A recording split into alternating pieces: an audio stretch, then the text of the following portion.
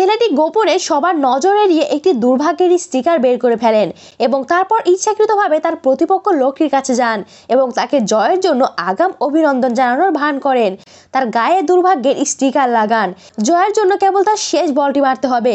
খেলায় কে জিতবে তা জানার আগে আপনি যদি মাকে ভালোবেসে থাকেন তাহলে ভিডিওটিকে লাইক করে চ্যানেলটিকে সাবস্ক্রাইব করুন। তিনি গুরুত্বপূর্ণ বলটি মিস করেন। বিলিয়ার্ড মাস্টারকে এত গুরুতর ভুল করতে দেখে রেফারি বললেন, সবাই শান্ত হও। তবে ছেলেটির 6টি আঙুল আহত ছিল, তাই এই মুহূর্তে বিলিয়ার্ড বল মারতে তার পক্ষে অনেক কঠিন ছিল।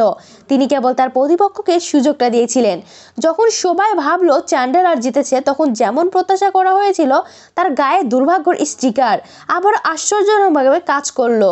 তখন তিনি গুরুতরভাবে সন্দেহ করেছিলেন যে টেবিলে কিছু একটা সমস্যা রয়েছে। তিনি তৎক্ষণাৎ রেফারিকে রিপ্লে পরীক্ষা করার জন্য অনুরোধ করলেন। দেখা গেল যে সাদা বলটি স্থির বল মনে হচ্ছে, কিন্তু আসলে তার দ্রুত গতিতে ঘুরছিল।